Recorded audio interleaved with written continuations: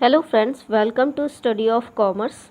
आज हम इस वीडियो में क्लास 11th की बिजनेस स्टडीज़ बुक के चैप्टर 1 स्टार्ट करने जा रहे हैं। ठीक है, चैप्टर 1 जो कि है आपका बिजनेस ट्रेड एंड कॉमर्स। ये आपका दो पार्ट में डिवाइड होता है।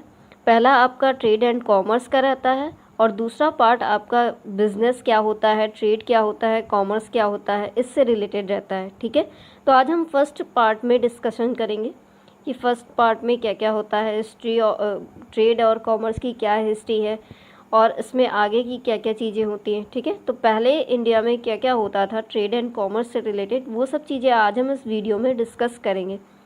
ठीक है, और अगर आपको और भी वीडियोस देखने हैं, क्लास 11th या क्लास 12th में हैं आप, या फिर कॉमर्स से रिलेटेड कोई भी टॉपिक आपको पढ़ना है, तो आप इस चैनल को सब्सक्राइब कर सकते हैं। ठीक है,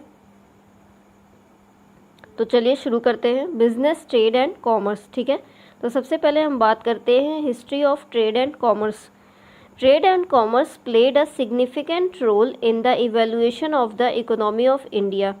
तो जो हमारा ट्रेड या कॉमर्स है, ये एक सिग्निफिकेंट रोल प्ले करता है हमारी इंडिया की इकोनॉमी में, यानी कि भारत की अर्थव्यवस्था में एक इसका इम्पॉर्टेंट रोल है, एक महत्वपूर्ण रोल है इसका ट्रेड एंड कॉमर्स का। ठीक है, India was the leading business center of the world and commercial towns like Harappa, Mohenjo-daro, where established archaeological evidence have shown that trade and commerce was the base of the economy of ancient India।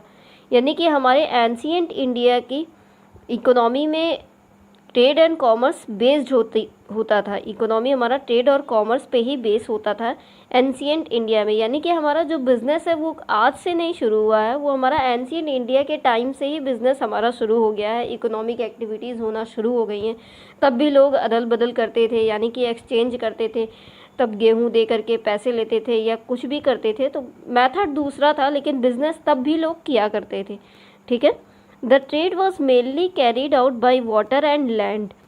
पहले क्या होता था कि जो trading का system होता था वो, यानी कि जो बिज़नेस होता था वो वाटर या लैंड के थ्रू ही कैरी किया जाता था, यानी कि एक जगह से दूसरी जगह पे ट्रांसफ़र किया जाता था। The civilisation like Harappa and Mohenjodaro had established commercial connections with Mesopotamia and traded in gold, silver, copper, coloured gemstones it's.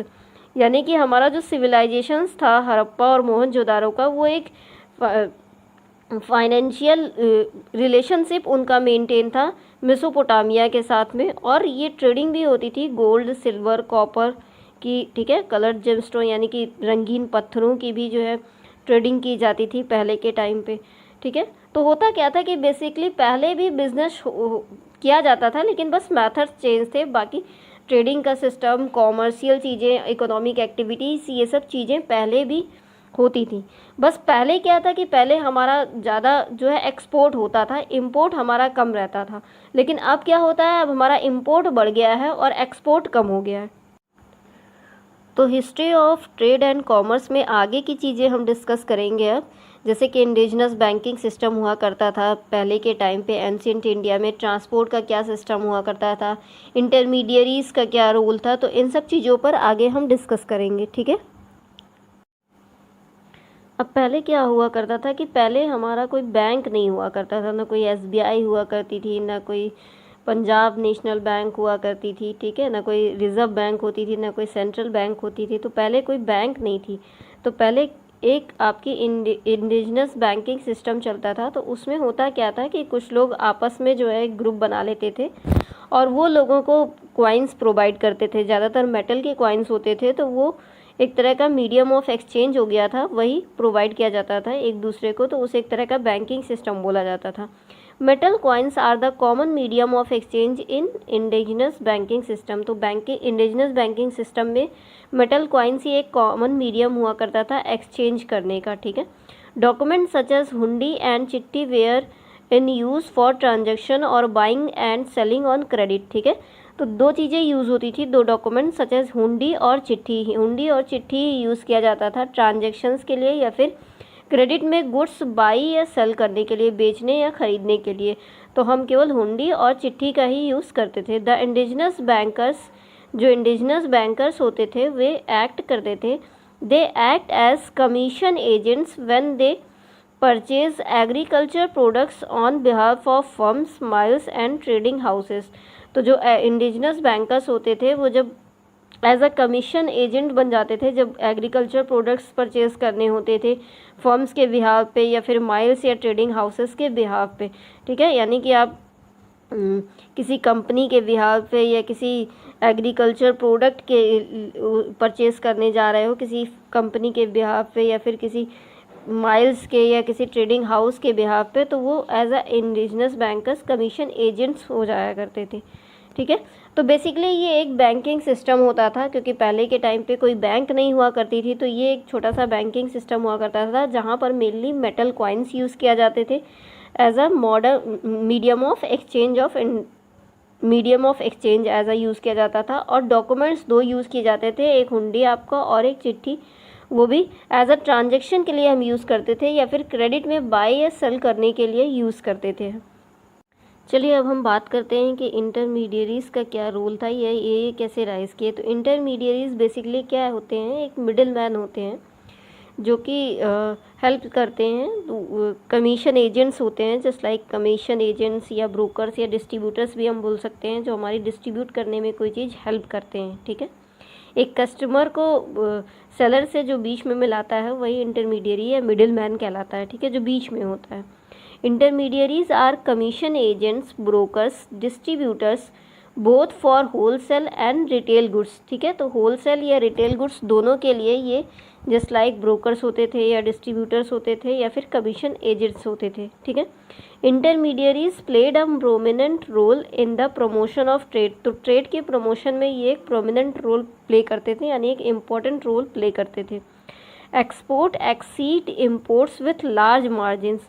मैंने बताया ना कि एंशियंट टाइम में क्या होता था कि एक्सपोर्ट ज़्यादा होता था, इम्पोर्ट कम होता था, और अब क्या होता है, अब इम्पोर्ट ज़्यादा हो गया है इंडिया का और एक्सपोर्ट कम हो गया है एज़ कंपेरिजन टू इम्पोर्ट, ठीक है। तो export exceed imports with large margins. Commercial and agriculture banks to provide both short and long term loans to finance agriculturist, ठीक है। तो जो कॉमर्शियल और एग्रीकल्चर बैंक्स होती थी वो शॉर्ट टर्म और लॉन्ग टर्म दोनों लोन्स प्रोवाइड करती थी फाइनेंस एग्रीकल्चरिस्ट को, ठीक है। नेक्स्ट है हमारा ट्रांसपोर्ट। तो मेनली हमारा एंशियंट टाइम में ट्रांसपोर्ट कैसे होता था, मेनली लैंड एंड वाटर के थ्रू ही होता था। Transport by land and water was popular in the ancient times. तो एंशियंट टाइम में केवल लैंड और वाटर का ट्रांसपोर्ट बहुत ज़्यादा पॉपुलर हुआ करता था, ठीक है। Trade was maintained by both land and sea. Land और सी दोनों के द्वारा ट्रेडिंग सिस्टम मेंटेन किया जाता था। तो आई होप आपको सारे टॉपिक्स समझ में आ गए होंगे। अगर आपको कोई भी डाउट हो तो आप कमेंट करके पूछ सकते हैं, ठीक है। बात करते हैं हम बिजनेस की। बिजनेस के नाम ही से क्लियर है, बिजी, ठीक है। बिजनेस मीन्स ही होता है बिजी। जब आप कोई काम करने में बिजी रहते हैं तो वो एक तरह का बिजनेस हो जाता है, ठीक है। लेकिन और भी चीज़ें होती हैं। चलिए हम शुरू करते हैं। The term business is derived from the word busy. तो हमारा जो टर्म बिजनेस है वो बिजी वर्ड से शुरू हुआ है, बिजी वर्ड से जाकर के बिजनेस बना है। दस बिजनेस मीन्स बीइंग बिजी। तो बिजनेस का सिंपली मतलब क्या होता है कि बीइंग बिजी, खुद को बिजी रखना, बीइंग बिजी रहना, ठीक है। तो बिजनेस इज एन कॉमर्शियल और इकोनॉमिक एक्टिविटी। बिजनेस क्या है, एक कॉमर्शियल या फिर इकोनॉमिक एक्टिविटी होती है। ट्रेड और occupation which perform to make a profit, ठीक है। बिजनेस एक कॉमर्शियल या फिर इकोनॉमिक एक्टिविटी है। तो ये एक आपकी इकोनॉमिक या फिर कॉमर्शियल एक्टिविटी होती है। एक तरह का एक ऑक्यूपेशन होता है जिसमें आप कोई भी एक चीज़ परफॉर्म करते हैं, कोई भी वर्क परफॉर्म करते हैं प्रॉफिट गेन करने के लिए, ठीक है। Business is a broad term. Business एक बड़ा वर्ड होता है, but these profit seeking activities generally include providing some kind of good और सर्विसेज दैट पीपल वांट और नीड। तो बिजनेस एक ब्रॉड टर्म होता है और ये प्रॉफिट सीकिंग एक्टिविटीज़ होती हैं जिसमें हमें प्रॉफिट गेन करना हमारा मोटिव होता है। Generally include providing some kind of goods और सर्विसेज। जनरली बिजनेस में कुछ काइंड के गुड्स या सर्विसेज हम प्रोवाइड करते हैं पीपल को और प्रॉफिट गेन करते हैं, ठीक है। The business concept is the fundamental idea behind the business. Business concept एक फंडामेंटल आइडिया है जो कि बिजनेस के अंदर बनाया गया है। The business model, plan, vision and mission are developed based on this concept. तो बिजनेस का जो मॉडल हम बनाते हैं, कोई प्लान बनाया जाता है, कोई विजन या मिशन होता है, तो वो बेसिकली बिजनेस कॉन्सेप्ट पर बेस्ड होता है। बिजनेस कॉन्सेप्ट के बेस पे ही हम कोई बिजनेस करते हैं, ठीक है। Simply we can say in business people regularly engage in an activity with a view to earn profit. Simply हम बोल सकते हैं बिजनेस एक ऐसी चीज़ होती है जिसमें पीपल रेगुलरली कॉन्टीन्यूसली इंगेज रहता है और वो एक्टिविटी करके कॉन्टीन्यूसली वो अर्न करता है प्रॉफिट, ठीक है। और अगर हम बिज़नेस की बात करें तो बिज़नेस की जो है टाइप ऑफ एक्टिविटीज़, हमारी जो एक्टिविटीज़ होती हैं वो मेनली दो तरह की होती हैं। एक आपकी इकोनॉमिक एक्टिविटी होती है, ठीक है, एक आपकी क्या होती है, इकोनॉमिक एक्टिविटी होती है, और एक आपकी नॉन इकोनॉमिक एक्टिविटी होती है। तो बिज़नेस हमारी इकोनॉमिक एक्टिविटीज़ है, ठीक है। इकोनॉमिक एक्टिविटीज़ हम ऐसी एक्टिविटीज़ को कहते हैं जिनको करने पर हमें इनकम मिलती है, ठीक है, जिसको हम मनी के लिए करते हैं। जो एक्टिविटीज़ आप करके आप पैसा कमाना चाहते हैं और अपनी जीविका करना चाहते हैं, यानी लिवलीहुड के लिए करते हैं या फिर मनी अर्न करने के लिए करते हैं, वो एक्टिविटीज़ आपके बिजनेस इकोनॉमिक एक्टिविटीज़ कहलाती है। तो बिज़नेस भी आपकी एक इकोनॉमिक एक्टिविटी है, क्योंकि बिज़नेस करते हैं आप अपनी लिवलीहुड के लिए करते हैं या फिर मनी अर्न करने के लिए करते हैं, ठीक है। और एक होती है आपकी non economic activity. Non economic activity ऐसी होती है जिसको आप सेल्फ मोटिव के लिए करते हैं या फिर आप अपने सेटिस्फैक्शन के लिए करते हैं, जैसे कि लव हो गया, केयर हो गया, अफेक्शन हो गया, ठीक है। अगर आप अपने फैमिली में सबको चाय बना के पिला रहे हैं तो उससे कोई आपको प्रॉफिट नहीं हो रहा है, कोई मनी अर्न नहीं कर रहे हैं आप, ठीक है, लेकिन वो एक नॉन इकोनॉमिक एक्टिविटी इसीलिए कहलाती है क्योंकि आप उसको अपने इच्छा से कर रहे हैं, ठीक है। तो दो तरह की एक्टिविटीज़ होती हैं, इकोनॉमिक एक्टिविटी और नॉन इकोनॉमिक एक्टिविटी, और बिजनेस हमारा इकोनॉमिक एक्टिविटी कहलाता है। चलिए अब हम करेक्टरिस्टिक्स की बात करेंगे कि बिज़नेस की क्या क्या करेक्टरिस्टिक्स होती हैं, ठीक है। तो सबसे पहली बिज़नेस की करेक्टरिस्टिक्स या फीचर्स क्या क्या होते हैं, बिज़नेस में एग्जैक्टली क्या क्या होता है, उन्हीं को हम फीचर्स या करेक्टरिस्टिक्स बोलते हैं, ठीक है। तो सबसे पहले बिज़नेस हमारा एक इकोनॉमिक एक्टिविटी है, ठीक है। मैंने पहले ही बताया था आपको कि दो तरह की एक्टिविटीज़ होती है, इकोनॉमिक और नॉन इकोनॉमिक एक्टिविटी।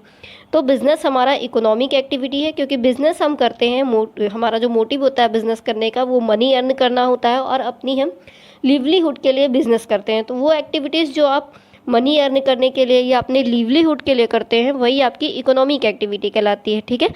तो बिज़नेस हमारी इकोनॉमिक एक्टिविटी होती है। सेकेंड है हमारा production and purchase of goods and services. Production and purchase of goods and services, तो बिज़नेस में हम प्रोडक्शन भी करते हैं और गुड्स एंड सर्विसेज का परचेज भी करते हैं, ठीक है। प्रोडक्शन भी करते हैं और परचेजिंग भी करते हैं। परचेज या प्रोडक्शन कहते हैं या फिर हम प्रोडक्शन और procurement of goods and services भी कहते हैं। तो दो चीज़ें होती हैं बिज़नेस में, या तो आप प्रोडक्शन करते हैं तब आप बिज़नेस करते हैं या फिर आप प्रोक्यूरमेंट करते हैं। अगर हम प्रोडक्शन की बात करें तो प्रोडक्शन इन द सेंस कि मैन्युफैक्चरिंग करते हैं, आप कोई गुड्स खुद ही बनवाते हैं, रॉ मटेरियल परचेज करके उसको फिनिश्ड प्रोडक्ट में जो है कन्वर्ट करते हैं, तब आप उसका बिज़नेस करते हैं, ठीक है। और एक आप क्या करते हैं कि कहीं से बना बनाया सामान आप खरीद के लाते हैं। फॉर एग्जांपल आपकी बुक की शॉप है, ठीक है, तो आप कहीं से ढेर सारी बुक्स थोक रेट से आप खरीद के ला रहे हैं होलसेलर से, और यहाँ कहीं मतलब आप शहर से लेके आ रहे हैं, सिटी से लेके आ रहे हैं, और कहीं रूरल एरिया मीन्स या तो गांव में आप कहीं पे सेल कर रहे हैं, ठीक है। आप गुड्स को सेल कर रहे हैं, मतलब बुक्स को सेल कर रहे हैं, आप सिटी से परचेज करते हैं और आप सेल कहाँ पर कर रहे हैं, रूरल एरिया में कर रहे हैं। Means you purchase books from city and sell to rural area, तो ये आपका प्रोक्यूरमेंट कहलाता है। तो बिज़नेस दो तरह से होता है, या तो आप प्रोडक्शन करके करते हैं या फिर आप प्रोक्यूरमेंट से करते हैं। तो ये दोनों एक्टिविटीज़ ही बिज़नेस में आती हैं। नेक्स्ट है आपका selling of goods and services. तो गुड्स और सर्विसेज की आप सेलिंग करते हैं, बिल्कुल सही बात है। बिज़नेस में आप या तो गुड्स सेल करते हैं या फिर सर्विसेज प्रोवाइड करते हैं और उसके बदले में आप मनी लेते हैं, ठीक है। कॉन्टिन्यूटी इन डीलिंग, ये भी होता है। बिज़नेस आपका रेगुलर बेसिस में होता है, ठीक है। बिज़नेस हमारा हमेशा रेगुलर बेसिस पे होता है। जब आप कोई काम रोज़ करते हैं और उससे आपको फ़ायदा मिलता है, वही आपका बिज़नेस कहलाता है। ऐसा नहीं कि आपने एक दिन किया फिर जो है आप महीनों कर ही नहीं रहे हैं, तो वो बिज़नेस नहीं कहलाता, ठीक है। तो बिज़नेस में कॉन्टिन्यूटी होनी चाहिए, ये भी एक फीचर है। नेक्स्ट है आपका profit earning. Profit earning main motive नहीं होता बिज़नेस का, लेकिन प्रॉफिट के बिना भी कोई बिज़नेस नहीं चल सकता, ठीक है। तो बिज़नेस के रन करने के लिए प्रॉफिट का होना बहुत ज़रूरी है। No business can survive without profit.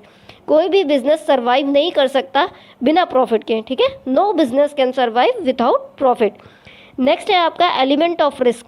Business में कोई ना कोई रिस्क होता है, ठीक है। आप कोई भी बिजनेस शुरू करते हैं तो आप ये नहीं जानते कि ये चल जाएगा या फ्यूचर में हमको इससे फ़ायदा होगा, ये आप कंफर्म किसी से नहीं कह सकते कि आपको फ़ायदा ही होगा, ठीक है। क्योंकि बिजनेस अगर आप कर रहे हैं तो उसमें रिस्क होता है, एलिमेंट ऑफ रिस्क होता है। आपको फ़ायदा भी हो सकता है, आपको प्रॉफिट भी हो सकता है और लॉस भी हो सकता है, ठीक है। तो दोनों ही चीज़ें हैं, आप कंफर्म श्योरिटी नहीं कर सकते कि हाँ मुझे प्रॉफिट ही होगा। नेक्स्ट है आपका अनसर्टेन रिटर्न। सर्टेन नहीं रहता रिटर्न, ठीक है। आप कोई बिजनेस कर रहे हैं तो आप ये सर्टेनिटी नहीं कह सकते कि हाँ हमें 2 लाख का प्रॉफिट ही होगा, ठीक है। वो कम भी हो सकता है, 1 लाख का भी हो सकता है और ज़्यादा भी हो सकता है, 4 लाख का भी प्रॉफिट हो सकता है। तो रिटर्न अनसर्टेन है, कोई फिक्सेशन नहीं है रिटर्न में, ठीक है। नेक्स्ट है आपका लीगल एंड लॉफुल। बिल्कुल हमारा जो बिज़नेस होता है वो लीगली होता है और वो लॉफुल होता है, मीन्स गवर्नमेंट के जो लॉज हैं उनको फॉलो करते हुए ही बिज़नेस आप करते हैं। ऐसा नहीं है कि आप बिज़नेस कर रहे हैं और लोगों को नुकसान हो रहा है तो भी आप बिज़नेस करेंगे, ठीक है। तो आप जो लीगलिटी है वो फॉर्मेलिटीज़ और लॉज को फॉलो करते हुए ही बिज़नेस करते हैं। नेक्स्ट है आपका कंज्यूमर सेटिस्फैक्शन। ये भी हमारा मेन मोटिव होता है। अगर हम कोई बिज़नेस कर रहे हैं तो उसमें कंज्यूमर का सेटिस्फेक्शन होना भी ज़रूरी होता है। तो अगर हम बिज़नेस की बात करें तो पहले के वीडियोस में भी मैंने आपको बताया है कि बिज़नेस जो है वो बिज़ी वर्ड से शुरू हुआ है, ठीक है। बिज़ी वर्ड से ही बिज़नेस वर्ड जो है बना है, ठीक। तो business refers to those economic activities. Business एक इकोनॉमिक एक्टिविटीज़ होती हैं which are connected with the production और purchase and sale of goods and services. तो बिज़नेस एक ऐसी इकोनॉमिक एक्टिविटी होती है जो गुड्स या प्रोडक्शन के, जो गुड्स और सर्विसेज के प्रोडक्शन या फिर सेल या परचेज करने से जुड़ी हुई होती है, और supply of goods and services with the main object of earning profit. यानी कि सर्विसेज और गुड्स को प्रोडक्शन करना, परचेज करना और सेल करना, ये सारा काम बिजनेस में आता है और हमारा जो मेन ऑब्जेक्ट होता है वो प्रॉफिट अर्न करना होता है।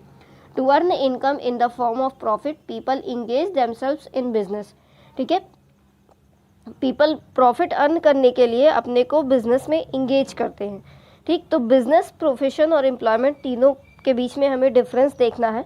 तो अगर हम बिज़नेस की बात करें तो बिज़नेस एक इकोनॉमिक एक्टिविटी होती है जिसमें हम गुड्स और सर्विसेज के प्रोडक्शन, परचेज और सेल्स की बात करते हैं। और बिज़नेस के लिए हमें कोई हायर लेवल ऑफ नॉलेज की ज़रूरत नहीं होती है, मतलब हमें कोई क्वालिफ़िकेशन नीडेड नहीं होती, बस हमें जिस चीज़ का बिज़नेस करना है उसके बारे में हमें थोड़ा बहुत नॉलेज होना चाहिए, तो कोई भी आदमी बिज़नेस स्टार्ट कर सकता है, ठीक है। और बिज़नेस के लिए हमें कैपिटल की ज़रूरत होती है क्योंकि पूंजी लगाते हैं तभी हम कोई बिज़नेस स्टार्ट करते हैं। तो बिज़नेस विथआउट कैपिटल स्टार्ट नहीं किया जा सकता। और बिज़नेस का मेन मोटिव क्या होता है? प्रॉफिट अर्न करना होता है। तो इसमें किसी क्वालिफ़िकेशन की ज़रूरत नहीं होती, ठीक है। चलिए अब एग्ज़ाम्पल की बात करते हैं। बिज़नेस के अगर हम एग्ज़ाम्पल करें तो मैन्युफैक्चरिंग करना, मेडिसिन की शॉप, फिशिंग करना, फार्मिंग करना, ये सब आपका बिज़नेस में आता है, ठीक है। चलिए अब हम सेकंड पॉइंट डिस्कस करेंगे, प्रोफेशन, कि हमारा प्रोफेशन का क्या मतलब होता है, ठीक है। तो बिज़नेस और प्रोफेशन दोनों में अंतर होता है। बिज़नेस के लिए हमें किसी हायर लेवल ऑफ नॉलेज की ज़रूरत नहीं है, किसी क्वालिफ़िकेशन की ज़रूरत नहीं होती है, ठीक है। लेकिन प्रोफेशन के लिए हमें जो है एज अ प्रोफेशनल बनने के लिए हमें नॉलेज की ज़रूरत होती है, क्वालिफ़िकेशन की ज़रूरत होती है। Profession includes those activities which require special knowledge and skills to be applied by individuals in their occupation, ठीक है। तो प्रोफेशन में रिक्वायर्ड होता है, ये ज़रूरी होता है कि हमारे पास एक क्वालिफ़िकेशन होनी चाहिए उस प्रोफेशन की जो हम करना चाहते हैं। फॉर एग्जांपल हम लॉयर बनना चाहते हैं तो हमारे पास LLB होना चाहिए। हम डॉक्टर बनना चाहते हैं तो हमारे पास डॉक्टर की डिग्री होनी चाहिए। अगर हम CA बनना चाहते हैं तो हमारे पास CA की डिग्री होनी चाहिए। तो एक स्पेशल नॉलेज होनी चाहिए, स्किल्स होनी चाहिए, तभी हम कोई प्रोफेशन ज्वाइन कर सकते हैं, ठीक है। Those engage in professions are known as professionals. तो जो प्रोफेशन में इंगेज होते हैं उन्हें हम प्रोफेशनल्स बोलते हैं। उसी तरीके से जो बिज़नेस करते हैं उन्हें हम बिजनेसमैन बोलते हैं, ठीक है। अब हम बात करते हैं एम्प्लॉयमेंट की। Employment is the occupation which people work for others and get remuneration in return. Employment एक ऐसा ऑक्यूपेशन होता है जिसमें पीपल वर्क करते हैं और उसके बदले उन्हें एक रेमुनरेशन मिलता है, एक रिटर्न मिलता है, ठीक है। They get salary and wages. तो जब आप किसी के अंडर में काम करते हैं, ठीक है, कोई एम्प्लॉयर होता है और आप उसके अंडर में एज अ एम्प्लॉय वर्क करते हैं और आपको उसके बदले में सैलरी मिलती है, वेजेस मिलता है, तो वही आपका एम्प्लॉयमेंट कहलाता है। Those who are employed by others are known as employees, ठीक है। तो जो एम्प्लॉयर के द्वारा रखे जाते हैं उन्हें हम एम्प्लॉयज़ बोलते हैं, और वे उनके अंडर में काम करते हैं, और जो काम वो बोल देते हैं वो एम्प्लॉय को करना होता है, और उसी के लिए उसको सैलरी और वेजेस मिलती है। जबकि प्रोफेशन में क्या होता है, प्रोफेशन में प्रोफेशनल फ़ीस लेता है प्रोफेशन। फॉर एग्ज़ाम्पल आप डॉक्टर हैं, तो आप जो है अपना कंसल्टेशन जो आप दे रहे हैं, किसी को दवा बता रहे हैं, किसी को उसकी बीमारी बता रहे हैं, उसका इलाज बता रहे हैं, तो उसके लिए आप प्रोफेशनल फ़ीस चार्ज करते हैं। लेकिन एम्प्लॉयमेंट में आपको वेजेस या सैलरी मिलती है। उसी तरीके से अगर हम बिज़नेस करते हैं तो उसमें हमें क्या मिलता है, प्रॉफिट मिलता है। तो तीनों चीज़ें हैं, इकोनॉमिक एक्टिविटी है, लेकिन तीनों में डिफरेंस होता है, ठीक है। अब हम एग्जांपल की बात करते हैं एम्प्लॉयमेंट की। वर्किंग इन ऑफिस, आप किसी ऑफिस में वर्क कर रहे हैं जिसके लिए आपको सैलरी मिलती है, तो वो आपका एम्प्लॉयमेंट है, आप एम्प्लॉई हैं वहाँ के। अगर आप बैंक में काम कर रहे हैं, और any person working for others, या कोई भी व्यक्ति जो किसी दूसरे के लिए काम कर रहा है सैलरी बेसिस पे, तो वो क्या कहलाएगा, एम्प्लॉय कहलाएगा, ठीक है। फॉर एग्जांपल अकाउंटेंट हो गया, ऑफिस स्टाफ हो गया, ये सब आपके एम्प्लॉयमेंट में आते हैं। तो आई होप आपको तीनों के बीच में डिफरेंस क्लियर हो गया होगा कि बिजनेस किसे कहते हैं, प्रोफेशन किसे कहते हैं, और एम्प्लॉयमेंट किसे कहते हैं, ठीक। एम्प्लॉयमेंट के लिए भी हमें नॉलेज की ज़रूरत होती है, स्पेशल नॉलेज की, लेकिन वो नॉलेज एज अ एम्प्लॉय की बेसिस पे होता है। जो एम्प्लॉयर हमें रख रहा है वो डिसाइड करता है कि हमारे पास क्या नॉलेज होनी चाहिए, तभी वो हमें एज अ एम्प्लॉय अपने यहाँ रखेगा, ठीक है। लेकिन बिजनेस के लिए हमें किसी भी नॉलेज या स्पेशल स्किल की ज़रूरत नहीं होती है, बस हमें जिस टाइप का बिज़नेस करना है उसका नॉलेज होना चाहिए, और बिज़नेस के लिए हमें कैपिटल लगानी होती है। प्रोफेशन में भी हमें कभी कभी कैपिटल लगानी पड़ती है। सपोज दैट आप डॉक्टर बन गए, तो आपको अपना क्लिनिक खोलना है, तो उसके लिए आपको थोड़ी बहुत कैपिटल लगानी पड़ती है। लेकिन एम्प्लॉयमेंट में आपको कोई कैपिटल नहीं लगानी है, क्योंकि आप किसी के अंडर में वर्क कर रहे हैं, वो ऑलरेडी कैपिटल लगा चुका है, आप उसके अंडर में वर्क कर रहे हैं, ठीक है। देंगे इंडस्ट्रीज़ की, कि इंडस्ट्री किसे कहते हैं और कितनी टाइप्स की इंडस्ट्रीज़ होती हैं, ठीक है। इंडस्ट्री जिसे हमें हिंदी में उद्योग बोलते हैं, ठीक है। इसके पहले चैप्टर फर्स्ट के 3 पार्ट और बन चुके हैं क्लास 11th के, उसको भी आप देख लीजिएगा, जिसमें आपका बिज़नेस नेचर और बिज़नेस के नेचर और कैरेक्टरिस्टिक्स की बात हुई है, ट्रेड एंड कॉमर्स की बात हुई है, ठीक है। वो वीडियोस आप देख लीजिएगा, उसके बाद ही ये पार्ट देखने आइएगा, तो ज़्यादा आपको क्लियर होगा। एक सीक्वेंस वाइज ही वीडियोस देखेंगे, तभी आपको कॉन्सेप्ट ज़्यादा अच्छे से समझ में भी आएगा और क्लियर भी होगा, ठीक है। तो चलिए शुरू करते हैं इंडस्ट्री के बारे में, कि व्हाट इज़ इंडस्ट्री। इंडस्ट्री हम किसे कहते हैं, ठीक है, उद्योग हम किसे कहते हैं। In simple words, industry is a group of productive enterprises और ऑर्गेनाइजेशंस दैट प्रोड्यूस और सप्लाई गुड्स, सर्विसेज और सोर्सेज ऑफ इनकम। तो अगर हम सिंपल वर्ड्स में बोलें तो इंडस्ट्री एक ऐसी चीज़ है जिसमें हम प्रोडक्शन करते हैं, मैन्युफैक्चरिंग करते हैं, और गुड्स को सप्लाई करते हैं या सर्विसेज प्रोवाइड करते हैं अपनी income, source of income generate करने के लिए, ठीक है। तो इन सिंपल वर्ड्स इंडस्ट्री क्या है, एक प्रोडक्टिव इंटरप्राइज होती है या फिर एक ऑर्गेनाइजेशन होती है जो कि गुड्स और सर्विसेज को प्रोड्यूस करती है, सप्लाई करती है और सोर्सेज ऑफ इनकम इंक्रीज करती है। Industry refers to an economic activity. Industry एक इकोनॉमिक एक्टिविटी है, जैसे हमारा बिजनेस भी एक इकोनॉमिक एक्टिविटी होती है, उसी तरीके से हमारा उद्योग इंडस्ट्री भी एक इकोनॉमिक एक्टिविटी है, ठीक है। क्योंकि सीधी सी बात है, अगर इंडस्ट्री बनाई जा रही है तो उससे सोर्स ऑफ इनकम हम जनरेट करेंगे ही, नहीं तो बनाने का कोई मतलब ही नहीं है। That is concerned with production of goods and services.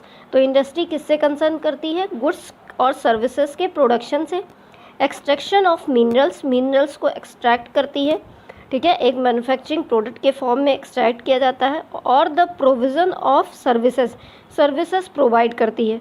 तो ये सब काम इंडस्ट्री के होते हैं। तो मेनली अगर हम बोलें कि इंडस्ट्री क्या होती है, तो इंडस्ट्री एक प्रोडक्टिव इंटरप्राइज होती है या ऑर्गेनाइजेशन होती है जहाँ पर गुड्स और सर्विसेज प्रोड्यूस किए जाते हैं, सप्लाई किए जाते हैं, मिनरल्स का एक्सट्रैक्शन होता है, सर्विसेज का भी प्रोविज़न होता है, मीन्स सर्विसेज कैसे प्रोवाइड की जाएंगी, ये सब बातें होती हैं। तो ओवरऑल इन सब चीज़ों को हम इंडस्ट्री कहते हैं। फॉर एग्जांपल कमोडिटी फार्मिंग अगर आप करते हैं, एनर्जी रॉ मटेरियल्स करते हैं, ठीक है, तो ये सब चीज़ आपकी इंडस्ट्री में आती है। चलिए आगे हम बात करते हैं कि कितने टाइप्स की इंडस्ट्रीज़ होती हैं। चलिए अब हम बात करते हैं कि हमारी जो टाइप्स ऑफ बिजनेस इंडस्ट्रीज़ हैं वो कितने तरह की होती हैं, कितने टाइप की इंडस्ट्रीज़ इंडिया में होती हैं, ठीक है। चलिए देखते हैं इधर हम बिज़नेस में कितने तरह की आपकी एक्टिविटीज़ या टाइप ऑफ इंडस्ट्रीज़ होती हैं। तो इधर आपकी इंडस्ट्रीज़ लिखी हुई हैं और इधर आपका कॉमर्स लिखा हुआ है कि कॉमर्स में हम क्या क्या करते हैं। तो आज हम इस वीडियो में इंडस्ट्रीज़ की बात करेंगे कि कितने टाइप्स की इंडस्ट्रीज़ होती हैं। तो मेनली अगर हम देखें तो मेनली जो है हमारी 3 तरह की इंडस्ट्रीज़ होती हैं, आपकी प्राइमरी इंडस्ट्री, सेकेंडरी इंडस्ट्री और टेरिटरी इंडस्ट्री। ठीक है, 3 तरह की इंडस्ट्रीज़ होती हैं, प्राइमरी इंडस्ट्री, सेकेंडरी इंडस्ट्री और टेरिटरी इंडस्ट्री। और प्राइमरी आपकी 2 तरह की होती है, एक आपकी एक्सट्रैक्टिव इंडस्ट्री होती है और एक आपकी जेनेटिक इंडस्ट्री होती है। ठीक है, अगर हम सेकेंडरी की बात करें तो सेकेंडरी भी हमारी 2 तरह की होती है, एक आपकी मैन्युफैक्चरिंग इंडस्ट्री होती है और एक कंस्ट्रक्शन इंडस्ट्री होती है। मैन्युफैक्चरिंग इंडस्ट्री में 4 टाइप्स में इनको डिवाइड किया गया है। मतलब कि मैन्युफैक्चरिंग में बेसिकली जो जो प्रोसेस होते हैं उन्हीं के बेस पे 4 टाइप्स में इसको डिस्क्राइब किया गया है, जैसे कि एनालिटिकल होती है, सीमेंटिकल होती है, प्रोसेसिंग होती है मैन्युफैक्चरिंग प्रोसेस में और असेंबलिंग होती है। तो ये 4 तरह में इनको 4 टाइप्स में डिवाइड किया गया है। ठीक है, और सेकेंडरी में आपकी कंस्ट्रक्शन भी आ जाती है, कंस्ट्रक्शन का कोई टाइप नहीं है। और नेक्स्ट है आपकी टेरिटरी इंडस्ट्रीज़। तो ओवरऑल इस वीडियो में हम इन सब को एक्सप्लेन करेंगे शॉर्ट में। ठीक है, तो चलिए शुरू करते हैं। चलिए अब हम टाइप ऑफ इंडस्ट्री में सबसे पहले बात करते हैं प्राइमरी इंडस्ट्री की, कि प्राइमरी इंडस्ट्री क्या होती है। ठीक है, इसके नाम से ही क्लियर है, जो प्राइमरी में होती है। ठीक है, जो सबसे पहली होती है। Primary industry is defined as an industry that is concerned with extracting the natural resources on the earth so that they can be converted into consumable products such as agriculture industry like farming, hunting, fishing, mining, its। ठीक है, मतलब primary industry ऐसी industry को कहते हैं जहाँ पर natural resources को एक्सट्रैक्ट किया जाता है अर्थ की और उसको एक कंज्यूमेबल गुड प्रोडक्ट्स या गुड्स के फॉर्म में कन्वर्ट किया जाता है। जैसे कि एग्रीकल्चर इंडस्ट्री होती है जहाँ पर एग्रीकल्चर कृषि किया जाता है, फार्मिंग होती है, ठीक है, हंटिंग होती है, फिशिंग यानी कि मछली वगैरह का जो प्रोडक्शन किया जाता है, या माइनिंग जहाँ पर खुदाई की जाती है। ठीक है, तो ये सब चीज़ें आपकी प्राइमरी इंडस्ट्री में आती हैं। बेसिकली ऐसे वर्क जो कि आप नेचुरल रिसोर्सेज को एक्सट्रैक्ट करके कंज्यूमेबल प्रोडक्ट्स में कन्वर्ट करते हो, वो सब एक्टिविटीज़ आपकी प्राइमरी इंडस्ट्रीज़ में आती हैं। अब हम प्राइमरी इंडस्ट्रीज़ के टाइप्स की बात करें तो ये 2 टाइप्स की होती है, एक आपकी एक्सट्रैक्टिव इंडस्ट्री होती है और दूसरी आपकी जेनेटिक इंडस्ट्री होती है। एक्सट्रैक्टिव के नाम से ही क्लियर है कि इसमें एक्सट्रैक्शन होता है। ठीक है, दीज इंडस्ट्रीज़ एक्सट्रैक्ट और draw products from natural resources. ये हमारी जो नेचुरल रिसोर्सेज से हमें आइटम्स मिलते हैं उनको हम एक्सट्रैक्ट करते हैं इस इंडस्ट्री में, एक्सट्रैक्टिव इंडस्ट्री में। इसके नाम से ही क्लियर है कि इसमें एक्सट्रैक्शन होता है प्रोडक्ट्स का या फिर ड्रॉ किया जाता है नेचुरल रिसोर्सेज से कन्वर्ट करके। ठीक है, फॉर एग्जांपल आपका फार्मिंग आ गया, माइनिंग आ गया, फिशिंग आ गया, ये सब आपका एक्सट्रैक्टिव इंडस्ट्रीज़ में आता है। नेक्स्ट है आपका जेनेटिक इंडस्ट्री।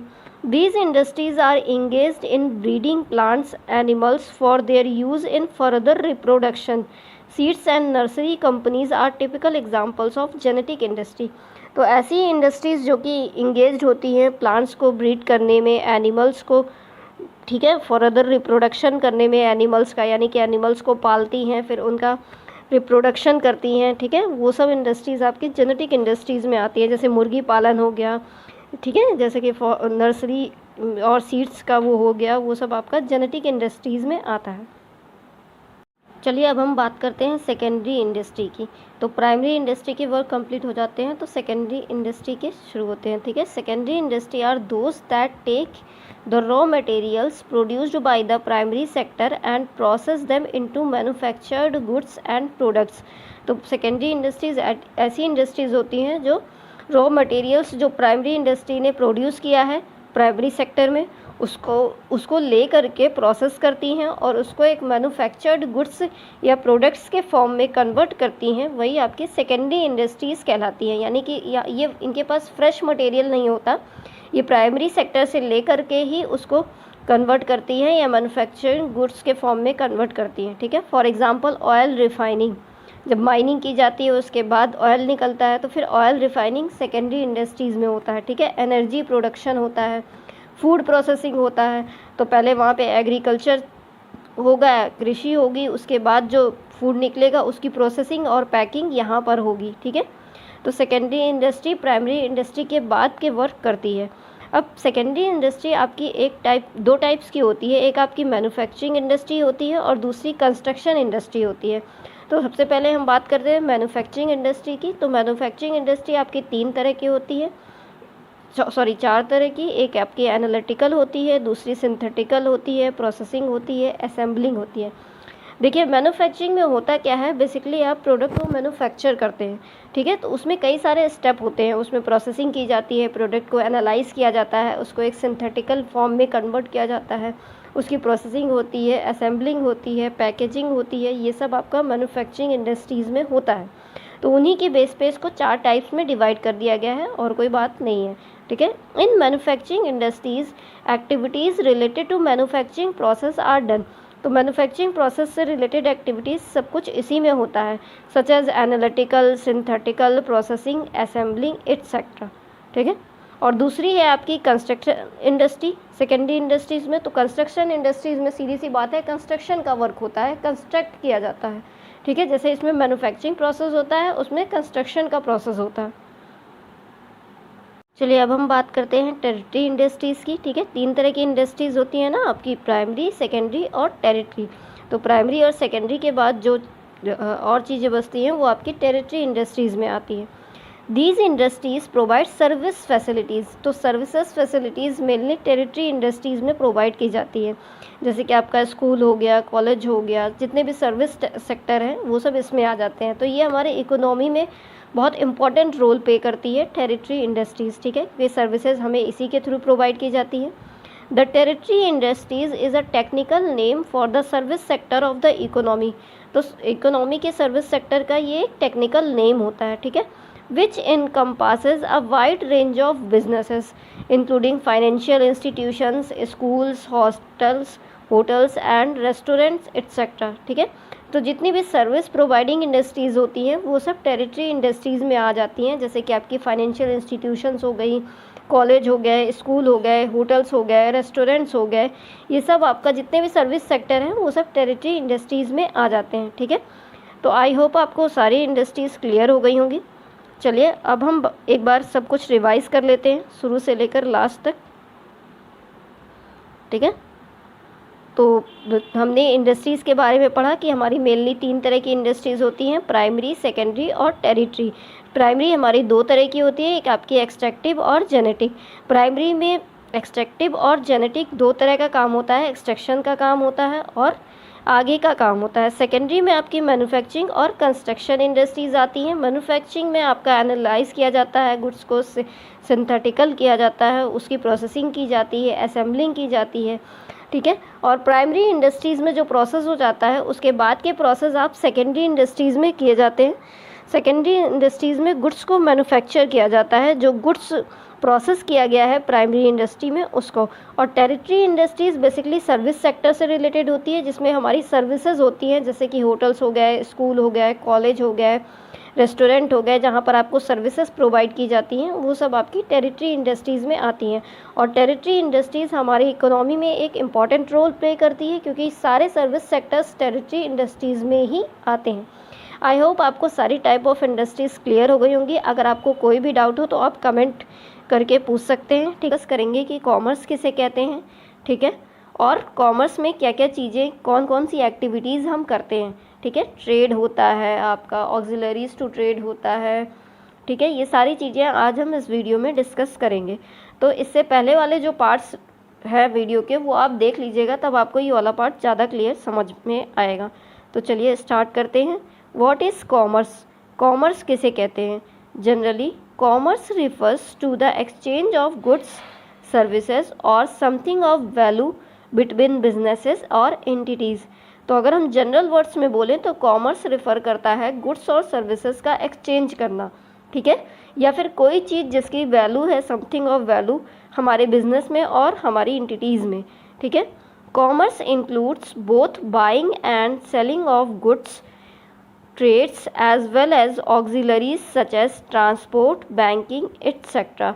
तो कॉमर्स में हमारा गुड्स और सर्विसेज का बाय करना और सेलिंग करना आ जाता है, ट्रेड भी आता है कॉमर्स में ही, और ऑक्सिलरीज भी आ जाती हैं such as transport, banking, insurance. ये सब चीज़ें भी कॉमर्स में इंक्लूड होती हैं, ठीक है। Hence, commerce is said to be consist of activities of removing the hindrances of persons, place, time, risk, finance and information in the process of exchange of goods and services. तो commerce में ये सारी activities आ जाती हैं जो कि हमारे exchange process से जुड़ी होती है। मतलब कि जब हम गुड्स का एक्सचेंज करते हैं, बाइंग या सेलिंग करते हैं, तो जो भी डिफ़िकल्टीज़ होती हैं, हिंड्रेंसेस यानी कि प्रॉब्लम्स होती हैं, चाहे वो पर्सन से रिलेटेड हो, चाहे प्लेस या टाइम से रिलेटेड हो, या रिस्क या फाइनेंस से रिलेटेड हो, वो सब चीज़ें कॉमर्स में इंक्लूड होती हैं। ठीक है, चलिए अब हम आगे समझते हैं कि और क्या क्या कॉमर्स में होता है। तो जैसा कि हम लोगों ने समझा कि कॉमर्स में हमारा ट्रेड भी आ जाता है और ऑक्सिलरीज टू ट्रेड भी आ जाता है। ठीक है, तो अगर हम ट्रेड की बात करें तो ट्रेड हमारा दो तरीके से होता है। एक आपका इंटरनल ट्रेड होता है और एक आपका एक्सटर्नल ट्रेड होता है। इंटरनल ट्रेड में दो चीज़ें आ जाती हैं, एक आपका होल सेलिंग होती है और दूसरा आपका रिटेलर्स या रिटेलिंग की बात होती है। एक्सटर्नल ट्रेड में आपका इंपोर्ट आ जाता है, एक्सपोर्ट आ जाता है और एंट्री पोर्ट आ जाता है। इन सब टर्म्स के बारे में हम धीरे धीरे समझेंगे इसी वीडियो में। ठीक है, और नेक्स्ट है आपका ऑक्सिलरीज टू ट्रेड। ऑक्सिलरीज की बात करें तो इसमें हमारा ट्रांसपोर्टेशन आ जाता है, वेयर हाउसिंग आ जाता है, इंश्योरेंस है, बैंकिंग है, कम्युनिकेशन है, एडवर्टाइजिंग है, ये सब चीज़ें हमारी आ जाती हैं। जितनी भी सर्विसेज हैं वो सब ऑक्सिलरीज टू ट्रेड में आ जाती हैं। तो चलिए आगे डिस्कस करते हैं कि ट्रेड किसे कहते हैं। अब हम समझते हैं कि ट्रेड किसे कहते हैं कॉमर्स में। Trade refers to buying and selling of goods and services with the objective of earning profit। तो ट्रेड रेफर करता है हमारे गुड्स और सर्विसेज जो हम बाई या सेल कर रहे हैं, अर्निंग प्रॉफिट यानी कि प्रॉफिट अर्न करने के पर्पस से जो भी गुड्स और सर्विसेज हम सेल कर रहे हैं या बाई कर रहे हैं वही हमारा ट्रेड प्रोसेस में आ जाता है। ठीक है, trade is an essential part of commerce. Trade जो है कॉमर्स का एसेंशियल पार्ट होता है। एसेंशियल पार्ट इसलिए होता है क्योंकि कॉमर्स भी हम generally buying and selling of goods and services से ही समझते हैं कि exchange of goods and services ये सब कॉमर्स में होता है। इसलिए जो ट्रेड है वो बहुत इंपॉर्टेंट रोल प्ले करता है कॉमर्स में।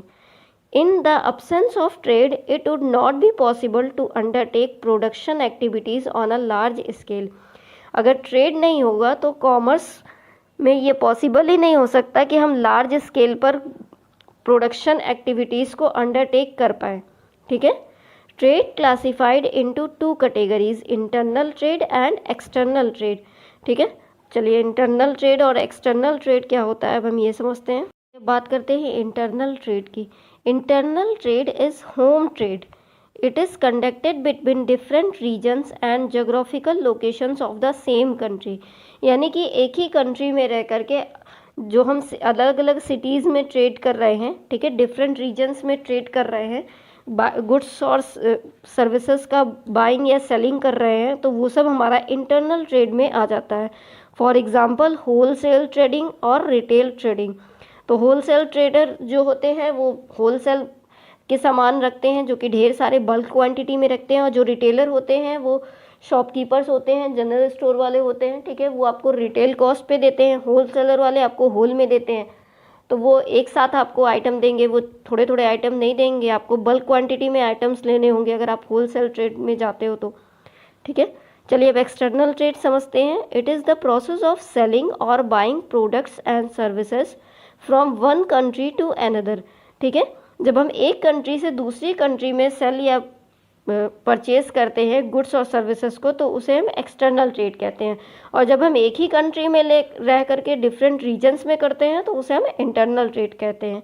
It is also called foreign trade. इसे हम फॉरेन ट्रेड भी कहते हैं एक्सटर्नल ट्रेड को, क्योंकि हम एक कंट्री से दूसरी कंट्री में बाई या सेल कर रहे हैं प्रोडक्ट्स का। ठीक है, it has no boundary. Anyone from the globe can buy and sell anything to any region and state of the world। ठीक है, इसमें कोई बाउंड्री नहीं होती है। एक्सटर्नल ट्रेड में कोई भी कहीं पे भी बाई या सेल कर सकता है पूरे ऑल ओवर द वर्ल्ड में। ठीक है, कोई कंट्री दूसरी कंट्री से कर सकती है, कोई रीजन दूसरे रीजन से कर सकता है, एक स्टेट वाला दूसरे स्टेट से कर सकता है। फॉर एग्ज़ाम्पल अगर हम बात करें तो एक्सपोर्ट ट्रेड आता है, इसमें इम्पोर्ट ट्रेड आता है और इंटरपोर्ट ट्रेड आता है। तो एक्सपोर्टेड का मतलब होता है कि आप एक्सपोर्ट करते हो। ठीक है, बाहर से कोई चीज़ आप बाहर आप कोई चीज़ एक्सपोर्ट कर रहे हो अपनी कंट्री से दूसरी कंट्री में, और इम्पोर्ट कहलाता है जब हम बाहर से कोई सामान अपने यहाँ मंगाते हैं, अपनी कंट्री में मंगाते हैं, तो वो आपका इम्पोर्ट ट्रेड कहलाता है। और इंटरपोर्ट ट्रेड में हम जो है एक्सपोर्ट और इम्पोर्ट दोनों करते हैं, तो वही हमारा इंटरपोर्ट ट्रेड कहलाता है। चलिए, ट्रेड हमने समझ लिया कि दो तरह का ट्रेड होता है, एक आपका इंटरनल ट्रेड होता है और दूसरा एक्सटर्नल ट्रेड होता है। अब हम समझते हैं कि ऑक्सिलरीज टू ट्रेड क्या होता है। Activities which are meant for assisting trade are known as auxiliaries to trade. तो ऐसी एक्टिविटीज़ जिससे हम ट्रेड को असिस्ट करते हैं वही हमारी ऑक्सिलरीज टू ट्रेड कहलाती हैं। Auxiliaries to trade are those activities which facilitate business. ये एक्टिविटीज़ ऐसी एक्टिविटीज़ होती हैं जो बिज़नेस को फैसिलिटेट करती है, ठीक है। For example transport, banking, insurance, warehousing and advertising is regarded as auxiliary to trade. इनसे हमारा बिजनेस और फैसिलिटेट होता है, ठीक। Hello friends, welcome to study of commerce. उसमें हम बिज़नेस रिस्क की बात करेंगे इस वीडियो में, ठीक है। हम बात करेंगे कि बिज़नेस रिस्क क्या होता है और बिज़नेस रिस्क किस किस तरह का होता है, यानी कि किस नेचर का हमारा बिज़नेस रिस्क होता है, ठीक है। इसके नाम से ही क्लियर है कि रिस्क यानी कि खतरा, ठीक है। तो आगे चलते हैं। Meaning and nature of business risk, ठीक है। Business risk can be defined as uncertainties और unexpected events which are beyond control. तो बिज़नेस रिस्क ऐसे रिस्क होते हैं जो कि अनसर्टेन होते हैं, ठीक है। अनसर्टेनिटीज़ की वजह से ही हमारे बिज़नेस में कोई रिस्क होता है। तो हमारे रिस्क जो अनसर्टेन होते हैं, अचानक से आ जाते हैं या अनएक्सपेक्टेड होते हैं, ठीक है। कहीं से नेचुरल रिस्क आ गया, ठीक है, जैसे कि आपका अर्थक्वेक आ गया या फिर बाढ़ आ गई, उसकी वजह से आपको नुकसान हो गया, ठीक है। तो ये अनसर्टेन होता है। कोई भी बिज़नेस हम करते हैं तो बिना रिस्क के नहीं करते, उसमें रिस्क ज़रूर होता है इन्वॉल्व, ठीक है। चाहे वो स्मॉल लेवल का ही रिस्क हो, लेकिन हर बिज़नेस में थोड़ा बहुत रिस्क होता ही है और वो अनएक्सपेक्टेड और अनसर्टेन होता है, ठीक है। तो रिस्क का बेसिकली मतलब इतना सा है कि हमारा जब बिज़नेस में हमें किसी भी वजह से लॉस होता है तो वही हमारे लिए रिस्क हो जाता है। अचानक कुछ एम्प्लॉयज़ स्ट्राइक पे चले गए, ठीक है, तो उससे भी लॉस हो जा रहा है। अनसर्टेन है ना बिज़नेस में कोई भी चीज़। हम कोई भी बिज़नेस कर रहे हैं तो हम ये गारंटी नहीं ले सकते कि हमें इससे कल फ़ायदा होगा ही होगा, कल प्रॉफिट होगा ही होगा, ठीक है। हमें लॉस भी हो सकता है, तो वही हमारा रिस्क कहलाता है। चलिए, अब हम नेचर की बात करते हैं, कितने नेचर का हमारा बिजनेस रिस्क होता है। Risk is an essential part of every business. मैंने बताया ही आपको कि बिजनेस बिना रिस्क के होता ही नहीं है, ठीक है। तो हमारा जो बिजनेस है उसका एक एसेंशियल पार्ट यानी कि सबसे महत्वपूर्ण पार्ट होता है रिस्क। बिना रिस्क के कोई बिजनेस नहीं होता। जितना ज़्यादा हम अपने बिजनेस में रिस्क लेते हैं उतना ही ज़्यादा हम प्रॉफिट अर्न करते हैं, ठीक है। रिस्क का लेवल डिसाइड करता है कि हमें हाउ मच प्रॉफिट होगा, कितना प्रॉफिट होगा। नेक्स्ट पॉइंट है हमारा business risk arise due to uncertainties. तो मैंने बताया ही आपको कि अनसर्टेनिटीज़ है, इसी वजह से बिजनेस में रिस्क अराइज हो रहा है, क्योंकि हम नहीं जानते कि अगले पल क्या होने वाला है। हम फ्यूचर की प्रेडिक्शन नहीं ले सकते, ठीक है। नेक्स्ट पॉइंट है हमारा degrees of risk depends mainly upon the nature and size of business. तो हमारा जो रिस्क का लेवल है वो डिपेंड करता है कि हमारे बिजनेस का क्या नेचर है, क्या साइज़ है। अगर बड़ा बिजनेस होगा तो रिस्क भी थोड़ा बड़ा होगा, ठीक है। छोटा बिजनेस होगा तो रिस्क भी छोटा होगा। अगर नेचर मतलब किस टाइप का, अगर हमारा सीजनल बिजनेस है तो उसमें रिस्क ज़्यादा होगा, क्योंकि जब सीज़न आएगा तभी हमारे सामान बिकेंगे, ठीक है। तो नेचर और साइज़ डिपेंड करता है बिजनेस का कि रिस्क कितना लेवल का होगा, कितना होगा, ठीक है। नेक्स्ट पॉइंट है हमारा profit is the reward for risk taking. जितना हम रिस्क लेंगे उतना प्रॉफिट होगा, ठीक है। तो एक तरीके से हम कह सकते हैं कि प्रॉफिट हमारा रिवॉर्ड है। हमने रिस्क लिया बिजनेस में तभी हमको प्रॉफिट हुआ है, इसीलिए ये कहा गया है कि profit is the reward for risk taking. चलिए, अब हम बात करते हैं कॉजेज़ ऑफ बिजनेस रिस्क। हमारे बिजनेस रिस्क के कॉजेज़ क्या होते हैं मेनली, ठीक है। तो ये हमारे 4 कॉजेज़ मेन होते हैं। पहला है हमारा नेचुरल कॉजेज़, ठीक है। नेचुरल कॉजेज़ इसके नाम से ही क्लियर है, जो नेचर से हमें रिस्क होता है वही हमारा नेचुरल कॉजेज़ कहलाता है। Like natural calamities like flood, earthquake, lightning, heavy rains, it's ज़्यादा बारिश हो जाना, ठीक है, अचानक से अर्थक्वेक आ जाना, बाढ़ आ जाना, ये सब हमारे नेचुरल कॉजेज़ होते हैं जिसकी वजह से बिजनेस रिस्क होता है। नेक्स्ट है हमारा ह्यूमन कॉजेज़। तो इंसानों की वजह से जो चीज़ें होती हैं वो हमारी ह्यूमन कॉजेज़ में आ जाती हैं। It includes such unexpected events like dishonesty. अगर कोई डिसऑनेस्टी करता है, अचानक कोई आदमी आपके बिजनेस में धोखा दे देता है, केयरलेसनेस, कोई लापरवाही करता है बिजनेस में, अचानक कुछ एम्प्लॉयज़ स्ट्राइक पे चले जाते हैं, या फिर मैनेजमेंट जो है वो इफ़िशियंसी नहीं रखती है, इनएफिशिएंट है, ठीक है, मैनेजमेंट में इफ़िशियंसी नहीं होती है, तो ये सब ह्यूमन कॉजेज़ हैं जिसकी वजह से हमारा बिजनेस सफ़र करता है या फिर बिजनेस में रिस्क होता है। नेक्स्ट पॉइंट है हमारा इकोनॉमिक कॉजेज़, ठीक है, नेक्स्ट है हमारा इकोनॉमिक कॉजेज़। इकोनॉमिक कॉजेज इसके भी नाम से क्लियर है, इकोनॉमी की वजह से जो रिस्क हो रहे हैं। It includes uncertainties relating to demand for goods. अब डिपेंड करता है कि हमारे गुड्स की अचानक डिमांड ही कम हो जाए तो उससे भी हमें लॉस हो रहा है, ठीक है। कंपटीशन अचानक से बहुत बढ़ जाए, जिस टाइप का हम बिज़नेस कर रहे हैं उसमें अगर हाई लेवल ऑफ कंपटीशन हो जाए तो उससे भी हमें दिक्कत होगी। प्राइस अचानक से बहुत ज़्यादा कम हो जाए, पता चले प्रोडक्ट 10 रुपये का है और बिक रहा है 5 रुपये में डिमांड की वजह से, तो वो भी दिक्कत है। चेंजेस ऑफ टेक्नोलॉजी, ठीक है, अचानक से टेक्नोलॉजी चेंज हो जाए और हम पुरानी टेक्नोलॉजी यूज़ कर रहे हैं तो वो उससे भी दिक्कत होगी। फाइनेंशियल प्रॉब्लम्स, ठीक है, फाइनेंस की प्रॉब्लम्स हो जाए तो वो सब भी आपके इकोनॉमिक कॉजेज़ में आ जाती है, ठीक है। नेक्स्ट है हमारे अदर कॉजेज़। अदर कॉजेज़ जो होते हैं जो कि अनफॉर्सीन इवेंट्स होते हैं, जैसे कि पॉलिटिकल डिस्टर्बेंस, अचानक जो है सरकार की तरफ से कोई ऐसा नियम आ जाए कि हमारा बिजनेस बैठ जाए, ठीक है, जैसे आपका आया था कोविड-19। उसी तरीके से मैकेनिकल फेलर्स, अचानक से हमारी मशीन जो है वो फेल हो जाए जिससे हम काम करते हैं तो हमारा बिजनेस में लॉस होगा, ठीक है। फ्लक्चुएशंस हो जाए, एक्सचेंज रेट में जो है अचानक से फ्लक्चुएशंस हो जाए, बहुत ज़्यादा घट जाए या बढ़ जाए तो उससे भी हमें हमारे बिजनेस अफेक्ट करेगा। तो मेनली हमारे 4 तरह के कॉजेज़ होते हैं, ठीक है। कौन कौन से? आपके natural causes, human causes, economic causes और अदर कॉजेज़। आई होप आपको सारी चीज़ें क्लियर हो गई होंगी। अगर आपको कोई भी डाउट हो तो आप कमेंट करके पूछ सकते हैं, ठीक है। कि आपका चैप्टर फर्स्ट का ही है, इसमें हम बिज़नेस ऑब्जेक्टिव्स की बात करेंगे कि हमारे बिज़नेस के ऑब्जेक्टिव्स क्या क्या होते हैं। वैसे तो आपको पता ही है कि बिज़नेस का हमारा मेन मोटिव होता है प्रॉफिट अर्न करना, लेकिन अब हमारा मेन मोटिव केवल प्रॉफिट अर्न करना ही नहीं रह गया है, और भी बहुत से हमारे ऑब्जेक्टिव्स होते हैं एक बिज़नेस करने के, ठीक है। तो चलिए आज की सीरीज़ स्टार्ट करते हैं, ऑब्जेक्टिव्स ऑफ बिज़नेस, ठीक है। तो पहला मोटिव हमारा क्या होता है? प्रॉफिट अर्न करना, ठीक है। प्रॉफिट अर्निंग हमारा मेन मोटिव होता है। Profit earning for survival.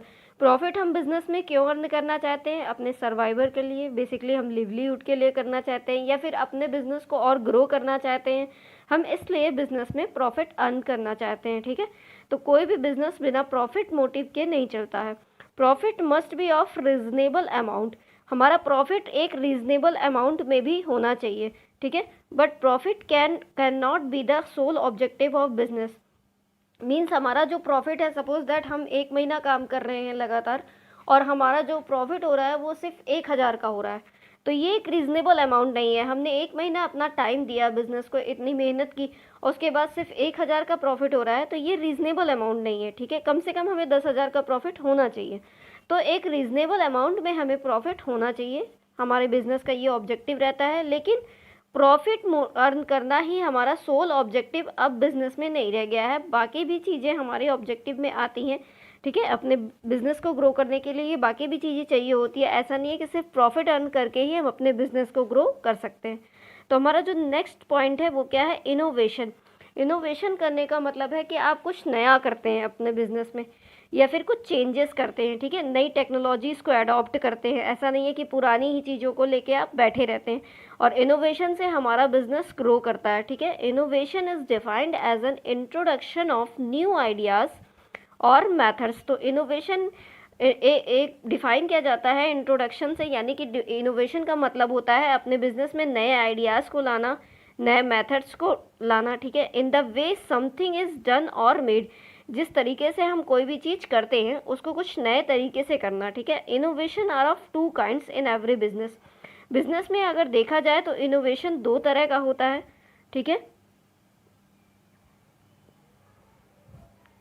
Innovation are of 2 kinds in every business. Innovation in product और सर्विसेज, या तो हम अपने प्रोडक्ट या फिर सर्विसेज में इनोवेशन करते हैं, उसमें कुछ चेंजेस करते हैं, ठीक है, कुछ नई चीज़ें ऐड करते हैं, या फिर हम इनोवेशन करते हैं वेरियस स्किल्स एंड एक्टिविटीज़। हम अपनी एक्टिविटीज़ में या फिर अपनी स्किल्स में कुछ चेंजेस करते हैं, कुछ और नई स्किल्स सीख करके उसको अपने बिजनेस में फॉलो करते हैं, तो वो भी हमारा इनोवेशन कहलाता है, ठीक है। तो 2 तरह का बिजनेस में इनोवेशन होता है, एक या तो आप प्रोडक्ट और सर्विसेज में चेंजेस करते हो, या फिर आप अपनी स्किल्स और एक्टिविटीज़ में चेंजेस करते हो, तो वो भी एक इनोवेशन होता है। नेक्स्ट पॉइंट है हमारा मार्केट स्टैंडिंग, ठीक है। नेक्स्ट पॉइंट है हमारा मार्केट स्टैंडिंग, इसके नाम से ही क्लियर है, ठीक है। मार्केट में आपको अपने बिजनेस को स्टैंड करना है, ठीक है, क्योंकि बिना मार्केट के हमारा बिजनेस चलेगा ही नहीं। अगर भीड़ ही नहीं होगी, कस्टमर ही नहीं आएंगे, तो बिजनेस हमारा कैसे चलेगा, ठीक है। Means building your empire in market, हम अपना एक मार्केट में एम्पायर बिल्ड करते हैं अपने बिजनेस का, अपनी एक ब्रांड को बिल्ड करते हैं, ठीक है, कि हमारा ये बिज़नेस है, हमारी ये गुडविल है, ये ब्रांड है। हम कस्टमर्स को बताते हैं कि भैया हमारा प्रोडक्ट लेके जाओ, हमारे प्रोडक्ट में ये खासियत है, ये फ़ायदे हैं हमारे प्रोडक्ट के। तो इसी को हम कहते हैं मार्केट बिल्ड करना, या फिर मार्केट में अपना एक स्टैंड लेना, अपने बिजनेस को ग्रो करना, ठीक है। नेक्स्ट हमारा जो पॉइंट है वो है social responsibility. Social responsibility means हमारी सोसाइटी के प्रति भी कोई रिस्पॉन्सिबिलिटी होती है, उसी के बारे में इसमें कहा गया है। We have taken all resources from our society, हम जितनी भी रिसोर्सेज अपने बिजनेस में यूज़ कर रहे हैं वो सब हम सोसाइटी से लेते हैं। फॉर एग्जांपल ह्यूमन रिसोर्सेज, ठीक है, हमें वर्कर्स भी सोसाइटी से ही मिलते हैं। ह्यूमन रिसोर्सेज, रॉ मटेरियल्स, जो हमें रॉ मटेरियल्स मिलते हैं वो भी हम कहीं ना कहीं किसी न किसी सोसाइटी से ही ले रहे हैं। हमारे जो नेचुरल रिसोर्सेज हैं, ठीक है, जैसे कि बिल्डिंग हो गया, ये सब हमारी नेचुरल रिसोर्सेज हैं, ये सब भी हम सोशल रिस्पॉन्सिबिलिटी हम अपनी सोसाइटी से ही ले रहे हैं। तो इन सब के प्रति हमारी भी कोई रिस्पॉन्सिबिलिटी बनती है। अगर हम बिज़नेस कर रहे हैं तो हम इस तरह से अपने बिज़नेस को करें कि ज़्यादा प्रोडक्शन, ज़्यादा पॉल्यूशन ना फैले आसपास में सोसाइटी में, ठीक है, ज़्यादा वेस्टेज ना हो हमारे रिसोर्सेज का। तो ये सब आपका सोशल रिस्पॉन्सिबिलिटी में आ जाता है, ठीक है।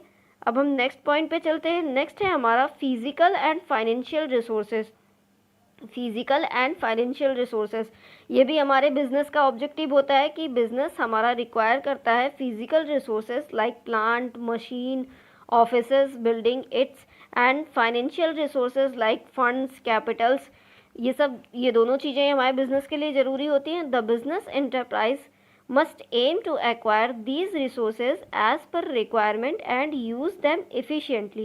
तो ये सारी रिसोर्सेज हम बिज़नेस में एक्वायर करते हैं अपनी नीड्स के अकॉर्डिंग, ठीक है, इसकी हम रिक्वायरमेंट पूरी करते हैं और इसको इफ़िशिएंटली यूज़ करने की कोशिश करते हैं अपने बिज़नेस में, ठीक है। नेक्स्ट पॉइंट है हमारा प्रोडक्टिविटी, ये हमारा लास्ट पॉइंट है प्रोडक्टिविटी, ठीक है। प्रोडक्टिविटी में क्या होता है, प्रोडक्टिविटी में मेनली हम फोकस करते हैं कि जो हम प्रोडक्शन कर रहे हैं वो ज़्यादा से ज़्यादा प्रोडक्शन हम करें कम से कम आउटपुट को यूज़ करके, ठीक है। Main aim is to produce maximum output by using minimum output. Means हम मिनिमम आउटपुट को यूज़ करके कम से कम रॉ मटेरियल यूज़ करके ज़्यादा से ज़्यादा प्रोडक्ट प्रोड्यूस करें, यही हमारा कॉन्सेप्ट होता है प्रोडक्टिविटी का। तो मेनली हम देखें हमारे जो 4-5 मेन ऑब्जेक्टिव्स होते हैं, जैसा कि हमारा प्रॉफिट अर्निंग में एक ऑब्जेक्टिव हो गया, ठीक है, इनोवेशन हो गया, इसके बाद आपका जो है मार्केट स्टैंडिंग हो गया, सोशल रिस्पॉन्सिबिलिटी हो गया, फिजिकल और फाइनेंशियल रिसोर्सेज हो गया और प्रोडक्टिविटी हो गया, ठीक है। चलिए अब हम बात करते हैं कि बिजनेस फैक्टर्स जो बिज़नेस को अफेक्ट करते हैं, यानी कि बेसिक फैक्टर्स जो हमारे बिज़नेस को अफेक्ट करते हैं वो कौन कौन से होते हैं। कहने का मतलब इतना सा है कि अगर हम कोई बिज़नेस स्टार्ट करने चलते हैं तो कौन कौन से ऐसे पॉइंट हैं या फैक्टर्स हैं जिनको हमें नोटिस करना चाहिए, ध्यान देना चाहिए, उनके बारे में हमें जानकारी होनी चाहिए और उसी के बेस पे हम अपने बिज़नेस को स्टार्ट करते हैं, ठीक है। तो सबसे पहला पॉइंट है कि selection of type of business. तो सबसे पहले हमें ये डिसाइड करना होता है कि हम किस टाइप का बिज़नेस करना चाहते हैं, ठीक है। हम कौन सा गुड्स प्रोड्यूस करना चाहते हैं, किस चीज़ का बिज़नेस करना चाहते हैं, सबसे पहला डिसीजन हमारा यही होता है। नेक्स्ट होता है हमारा साइज़ ऑफ बिज़नेस, कि हमारा जो बिज़नेस हम करना चाहते हैं उसका साइज़ क्या होगा। अगर हम लार्ज स्केल पे बिज़नेस करना चाहते हैं तो उसके लिए हमें ज़्यादा कैपिटल लगेगी, उसके लिए ज़्यादा पैसे लगेंगे।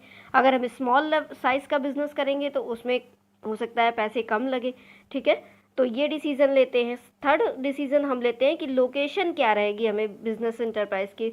तो हम ये डिसाइड कर लेते हैं कि हमें कौन सा बिज़नेस करना है, किस चीज़ का करना है, ठीक है, और उसका साइज़ कितना रखना है, कितना बड़ा बिज़नेस करना है। तो थर्ड पॉइंट हमारा आ जाता है कि लोकेशन हमारे बिज़नेस की कहाँ रहेगी, हम अपना बिज़नेस कहाँ पर सेटअप करेंगे, कहाँ पे खोलेंगे, किस एरिया में, ठीक है।